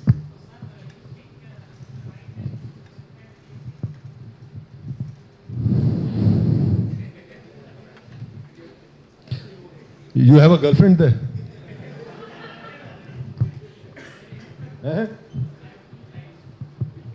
No, but you still have a girlfriend, yeah? Who's stopping you? We have defined certain laws for our society, but that doesn't stop a person from having a new girlfriend. Let me tell you. See, the professor is saying you have one. No, okay. You have a valid question. My question is very simple. There is a people there who till date have been supporting the independence of Kashmir that we have. When you occupy POK, we are as of now talking about population control measures. Do you want another few million joining you who will create another crores and who don't belong to you? The land part you want, perfectly fine. But along with that land, you will get the people of that area. Are those people with you? You want to further your problems by getting, it's like Mao when I said that anybody who could oppose him, he killed him. So if you want POK, you be ready that either that population is shifted out. That's it's purely my take. It's purely my take. And if you get the population with you, are you willing to start another insurgency and another separatism? They will be there with you happily for a few years because they will be expecting कि आप 80 करोड़ को जहाँ ration दे रहे हो, आप 82 करोड़ को भी free में दोगे. But after a man is well fed, what does he do? Then ideas start coming in. When a man is hungry, he's only looking for food. He's only foraging. He's looking how to bring up his family, how to provide for the day.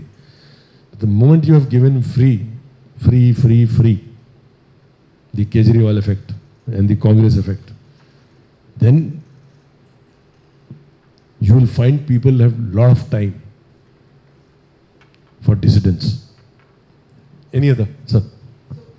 Just talking about improvisation. So I think the Indian Army is well known for improvisation, right?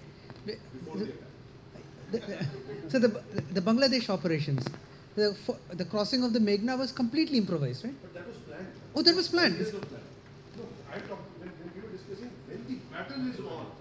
At that given time, do you want to create something which the others don't know? And suddenly says, "Ye kya ho gaya?" So it's best go with the flow. Before that, you can plan anything and everything, and the innovations are the best. So can I ask you a question? So you must have been a young officer when Kargil happened. Yeah. So you must have been a very young officer when Kargil happened, and that was completely a surprise for us. Do you think that we have learnt our lessons there? That something like this will. if military history lessons were to be learnt, we have had many wars in many centuries. We are still learning. Lanka for one. यार आशीष को पूछने थे, if you all are here and everything, he's been running around. Okay, there you go. Classified. Next question. Okay. Sir, I have a slightly on a different trajectory. It's a cultural and civilization question that I want to ask. You come from Bakshi community, which is also considered as a, I think it's considered as a Hossaini Brahmin community. So can you, if you can tell us something about why they are called Hossaini Brahmin and how you people have related with that kind of a legacy? I mean, what's the legacy that's being followed in you? Okay, firstly, Bakshi is a title. It's not exactly a community. Like Chaudhary Charan Singh, so Chaudhary is a title. Thakur Banne Khan, so Thakur is the title. So Bakshi so and so.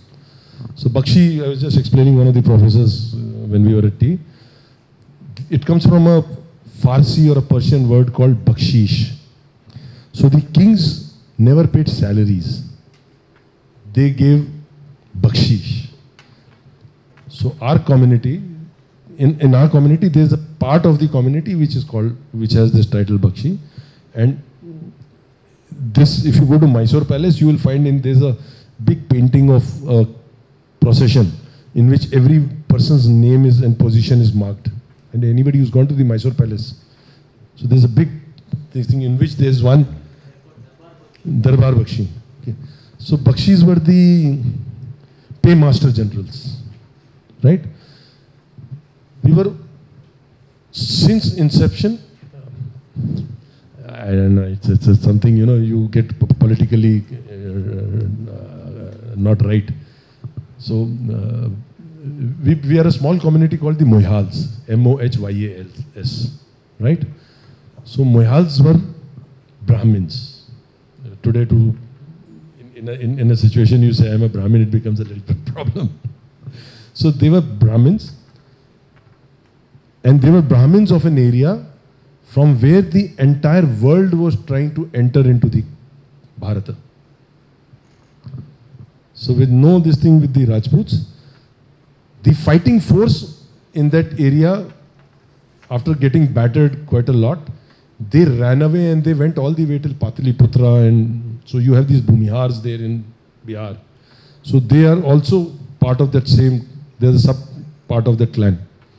So now the Brahmins who were sitting there on the Indo-Iran border, Indo-Persian border, so they picked up the weapons and they started fighting, and they retained the lands, fought for centuries and centuries, till one political decision that that area will be given away as Pakistan.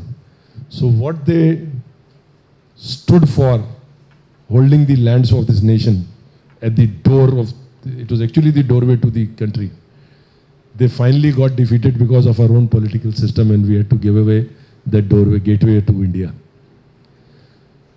So the story is that Muhammad Saab never had a son. He had a daughter. So her children, Hussain and Hassan. So this is basically a fight in the community. They say that Muhammad Sallallahu Alaihi Wasallam is the last of the Prophet. While there is a sect of people who say no, the grandchildren are the last of the prophets, or the last of the thing.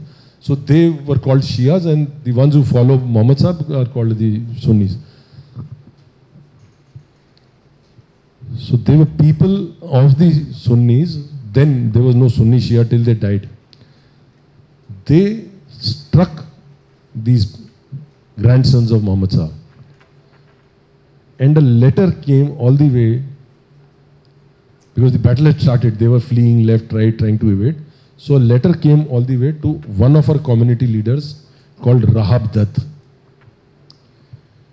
And Rahab Dutt moved along with his sons and entire force to Baghdad, Karbala, where the battle was taking place. In fact, one of his son was sitting on the marriage, and he also got up and they ran. And they all died fighting along with the grandson of Muhammad Sahib. So that is where the tide, though the community does not accept it, but we have grown hearing these. See, a lot of history comes by word by mouth. So, and my forefathers were very proud of it, that we fought for them because he requested us. So if anybody requests you also, you don't let your chapter, who's come to you for what you use a word called pana. आपसे कोई पनाह मांगता है तो आप उसको देते हो.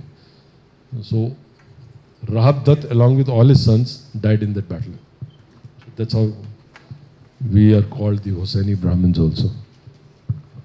A small question where for any country to have a good development, we need to have good ties with neighboring countries. But our respected CDS sub has told we have 2.5 enemies. One, without naming them, we know it, left and right.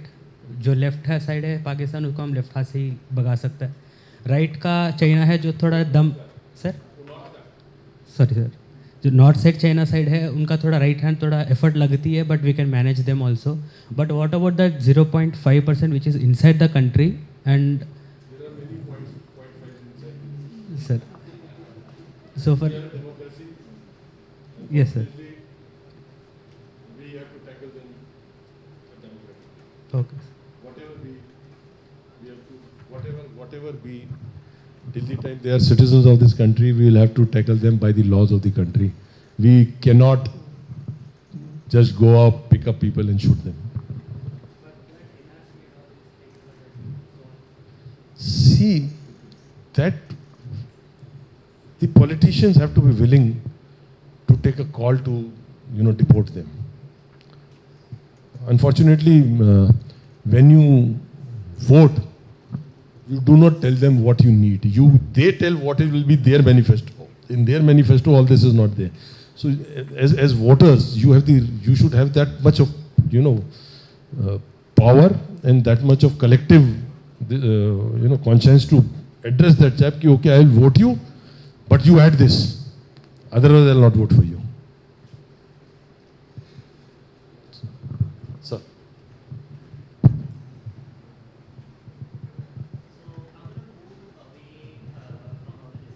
Thank you. Really great. Huh.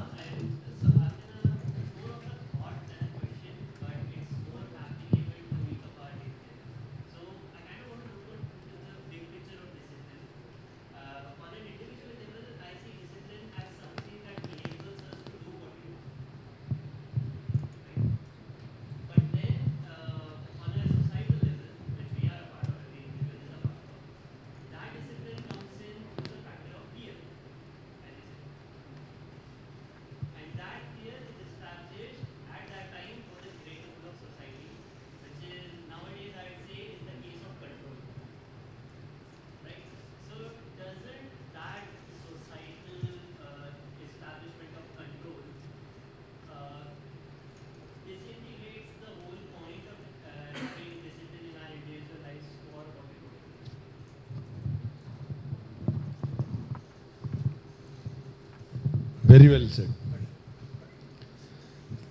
Why I said Mao killed any brain that could question him.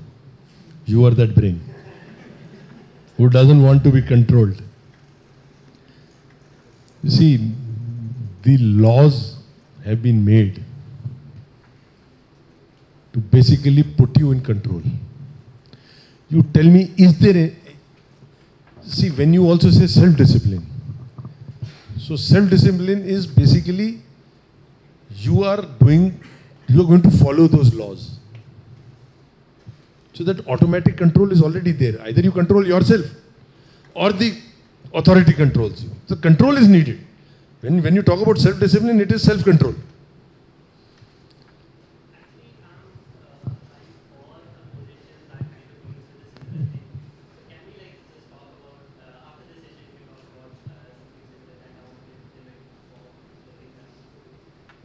Sure, why not? If they have the time to, unless. Okay, one last question. There was this gentleman sitting there. Yeah, please, please, please. No more questions after this. Okay, Priya will ask. Get up, get up, get up, get up, get up. Little loud there. You're a young boy. Your voice should go till there. Now.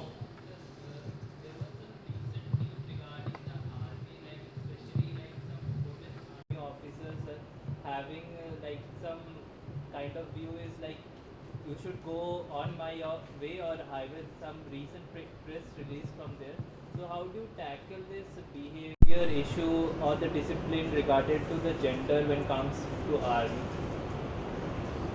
Let me tell you, there have been a number of lady officers who have been court-martialed. Yeah. Is the same? No, it's like the news came out that the women officers are like imposing I that. understand what news you're talking about. You see, army prepares you as a commander, right? So once you join, they make you do certain training courses, platoon level courses. Then there'll be a company commander level courses. Then there'll be senior commander level courses. Somewhere under whatever pressure or under whatever feeling, this concept of getting ladies as officers in the army came in. We are changing our society as per the world's requirements. So when they were brought in for short service. So while you are in service, other than your training, you are also posted to certain appointments. An appointment where he'll be handling or she'll be handling logistics. There'll be an appointment where she'll be handling operations. There'll be another department where she'll be, handling discipline matters.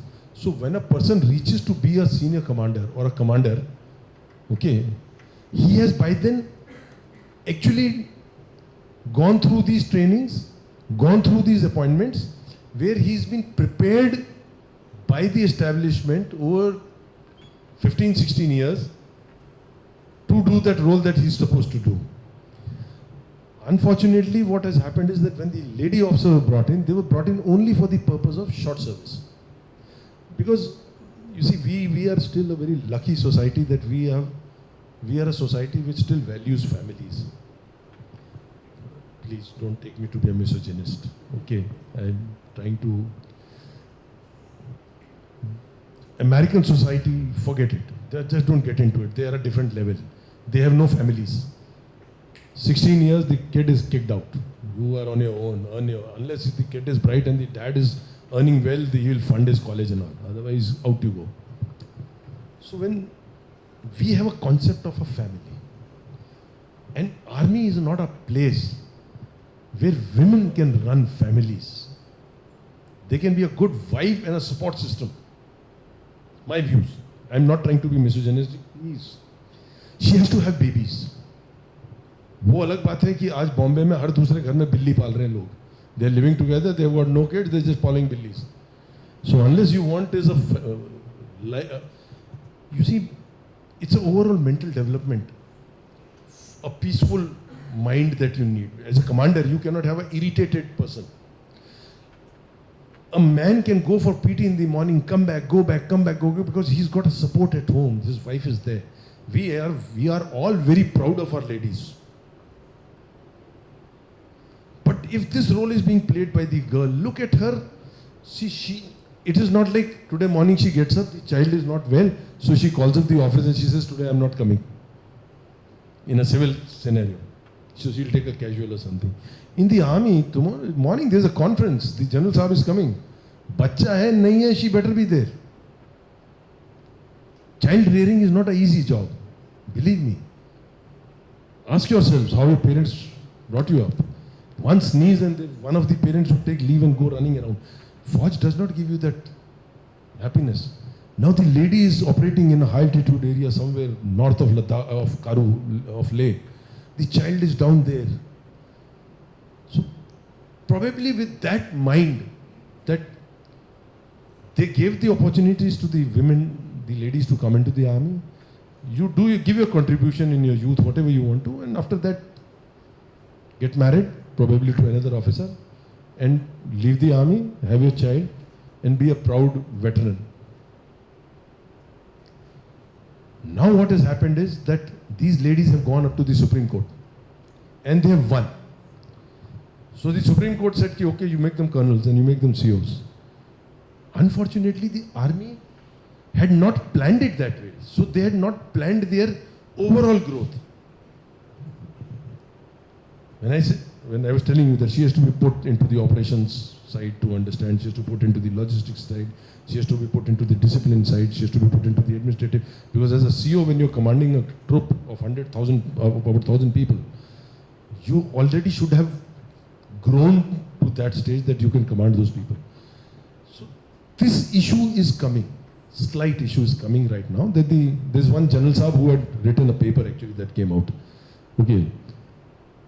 So they have become COs, but they have not been able to grasp the gravity of being a CO. So they have seen what the purpose was, that they saw कि CO साहब है तो उसके आगे बंदा गाड़ी खोलता है दरवाजा ऐसे करके. So that expectations were there. Now the army has changed a lot. All that is going away. We are becoming more than a British army. We are becoming a very, very professional army now. So all these anti, shanti, bunty, that is getting over now. Right? Maybe after some time, though because of the war situation, we have buddies with us. Otherwise, the army, like Air Force and the Navy, would have removed the buddies also. You hire a civilian servant to work for you. So, I hope you understand your question. And then this is the last one. I've already started getting ticklers. Yeah.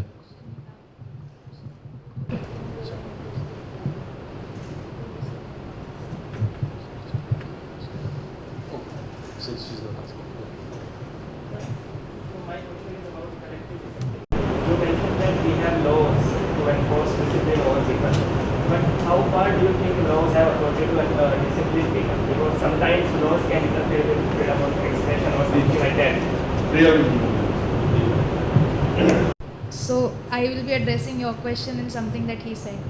Why do you need discipline at a society level? By and large, that question falls under the, I will say, the jurisprudence of sociology and criminology. You don't need a law if everyone is civilized. You need a law to civilize them. So by and large, when we talk about discipline, it has always been the study under jurisprudence where how you manage a society. So go to the jurisprudence of what Jeremy Bentham said. What he actually started with was summum bonum, where you are making the law for the larger good of the entire society. You draw a social contract that you will do your part. The government is now obligated to give you the facilities, which is basically the hard line, or I would say the foundation of what socialism comes from. Okay, but that is where if you don't enforce the discipline, where you don't give up your individual, you have to make a compromise to attain that social contract first of all. Now since you've talked about discipline and law, and to actually also answer that, my question is, how far can law go in order to discipline people? As far as it needs to go. As far as it needs to go, not it can. Because law can even make you hang right now for asking this question. But there are always checks and balances that defines your needs and your wants very strictly, especially now that UNHRC has come into picture. There are several other conventions that we have ratified too. So we have to follow that. Coming back to this, basically, I hope we have, that's a very extreme view. I am taking a very practical thing, and I'll just end this with this, that see, when it comes to discipline, everything and anything will always be about control, but that control is, again, it's not going to be an overreach, it has to be a compromise. And when you want to study about it, you want to talk about it, you have to go to the rational choice theory, which was given by the classical criminologist. Because at the end of the day, discipline is about crime or controlling the behavior so that you're not harming somebody. What is human rights? Your act should not infringe upon the rights of the other. Right? Why do we have that? For this thing. So discipline in your, I would say that you have a circle around you. You do whatever you feel like doing, as long as you're not infringing on the other person's thing. So that is discipline. Sorry? 20-kilometer rule. Yeah. Campus to protect deer. Endangered species. Black bugs and Definitely. that's been followed. Now these also have worked. And it's very important actually. People have changed their mode from cars, they've got to cycles. Which keeps you fit? Some extent cannot agree, but the thing is that campus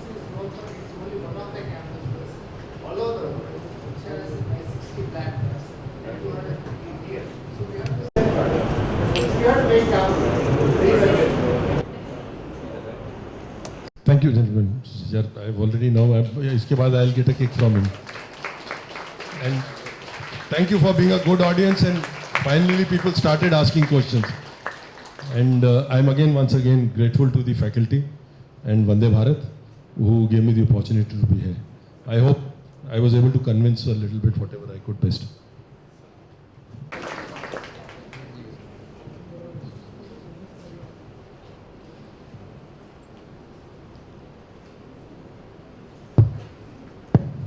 Thank you, sir. It was indeed a very insightful interaction. And I was personally reminded of my close days under PP Directorate, looking at those military maps after 4 years. So thank you for reminding me again.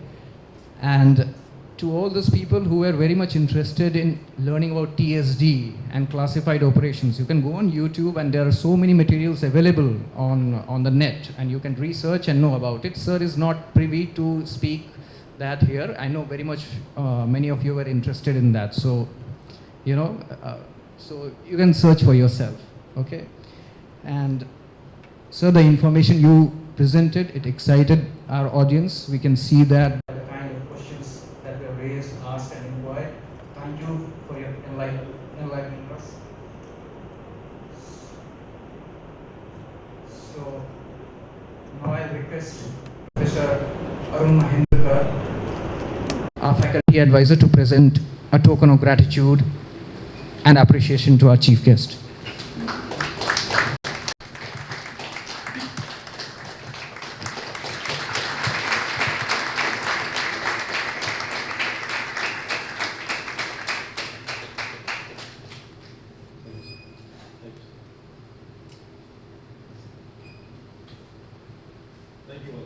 And last but not least, thank you for coming. Thank you for attending this event. We will keep organizing these events in days to come, where we will like to introduce much more from the military leadership so that we understand the national security dynamics of our country, and so that most of us, we have this kind of exposure so that we can contemplate on the ways and the efforts that are made to defend our country and protect our national security. Jai Hind. God bless us all. Thank you. Finally, I request you all to join Divyaji for the national anthem. अनादिनायक जय हे भारत भाग्य विधाता पंजाब सिंध गुजरात मराठा द्राविड उत्कल वंगा विंध्य हिमाचल यमुना गंगा उच्चल जलधि तरंगा तव शुभ नामे जागे तव शुभाशिष मागे गाहे तव जय गादा जनगण मंगलदायक जय हे भारत भाग्य विधाता जय हे जय हे जय हे जय जय जय जय हे भारत माता की